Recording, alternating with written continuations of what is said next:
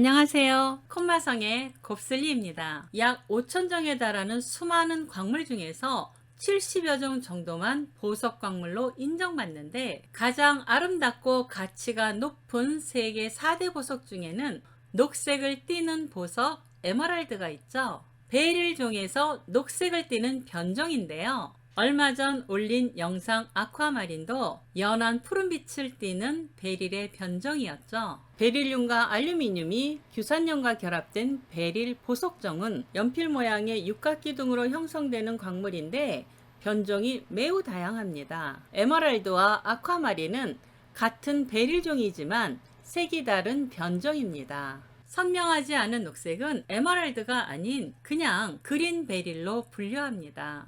에메랄드의 어원은 녹색돌을 뜻하는 산스크리트어 스마라구두스에서 유래하였는데, 스톤의 심장이라는 의미를 가지고 있습니다. 초록의 계절을 닮은 5월의 탄생석. 에메랄드의 색은 어둡거나 밝은 녹색을 띠거나 청색을 띤 녹색이며 초록빛 광채를 띠는데, 옛부터 귀하고 성스러운 보석으로 숭배하였어요. 약 6,500만 년 전 지구상에서 매우 희소하지만 미래금속으로 주목받는 베릴륨 원소가 알루미늄, 규산염 등과 복잡한 결합 과정을 거치고 극미량의 크롬, 바나듐을 함유하면서 아름다운 녹색 광채를 띠는 에메랄드가 탄생하게 됩니다. 루비와 에메랄드는 발색 원소가 크롬으로 똑같지만 루비는 빨간색, 에메랄드는 녹색으로 나타나죠. 스펙트럼을 살펴보면 에메랄드는 오렌지색과 적색의 끝에 색이 없다는 의미의 검은색 띠가 확실하게 보입니다.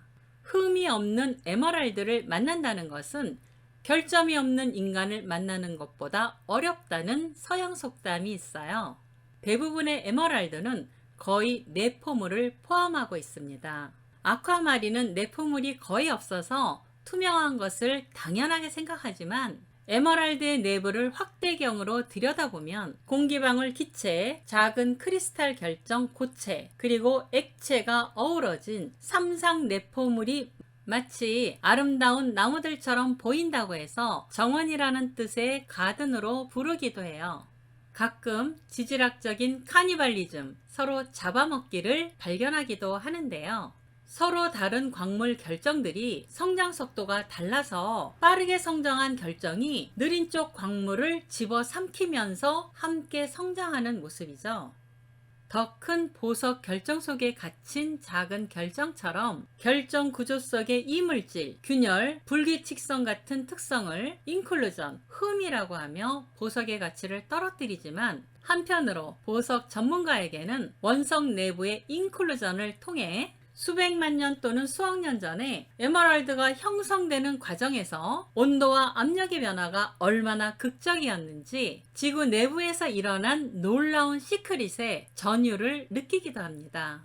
에메랄드 대부분 내포물을 포함하고 있어서 내구성과 아름다움을 해치지 않는 미세한 내포물은 보석의 가치를 크게 떨어뜨리지 않고 오히려 천연의 증거가 될 수 있으며, 산지에 따라 색과 광채, 내포물이 조금씩 달라서 산지를 증명하는 요소가 되기도 합니다. 에메랄드를 고를 때는 깊고 맑은 녹색과 아름다운 광채가 뿜어져 나오며 색이 균일한 것이 좋습니다. 고대 이집트에서 기원전 300년 클레오파트라 광산에서 채굴된 에메랄드는 왕실의 사랑을 받아 훌륭한 장신구로 만들어졌고, 세계적인 에메랄드 산지 콜롬비아에서는 고대 잉카 문명 때부터 채굴이 시작되어서 오늘날에도 전 세계 산출량의 80%를 차지하고 있습니다. 콜롬비아산 에메랄드는 순수하고 황홀한 초록색을 띠기 때문에 최고의 품질을 의미하는 용어로도 통용됩니다. 콜롬비아산에는 아주 희귀하지만 내포물이 6줄기 별빛 형상을 나타내는 트레피체 에메랄드와 캐츠아이 에메랄드가 있으며, 아름다운 광채가 뛰어난 것은 다이아몬드의 가치를 훨씬 능가합니다. 아프리카 잠비아에서는 인클루전이 적고 깨끗하고 좋은, 때로 큰 것이 채굴되며, 짐바브웨 산다나와 오스트리아 짤즈부르크 근처 브라질 미나스제라이스 주변, 캐시미어 북부 파키스탄과 아프가니스탄 인접 지역에서 산출됩니다.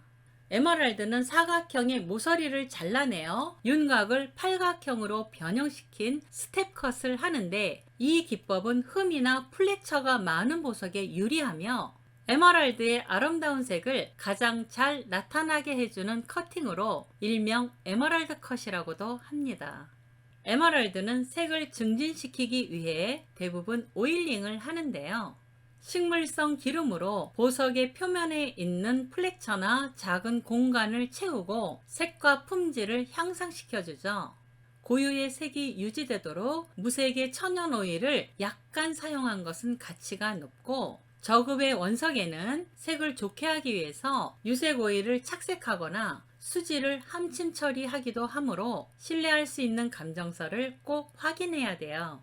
에메랄드의 독특한 광채와 아름다운 색을 유지하기 위해서 특별히 관리 요령을 알아둘 필요가 있어요.